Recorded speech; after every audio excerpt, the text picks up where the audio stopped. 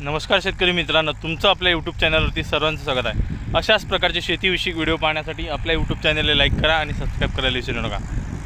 आज चालू आहे भरपूर दिवसानंतर आता वावरात पाणी आलं, काल 2-3 दिवसाच्या आधी। आता सगळ्या शेतकरीला आनंदाची गोष्ट आहे, कारण की पाणी आलं की सगळे शेतकरी लागतात पेराच्या नादी। तर आपल्या वावरात पेरणं चालू आहे, हे पहा सोयाबीनचं पेरणं चालू आहे आपल्या वावरात।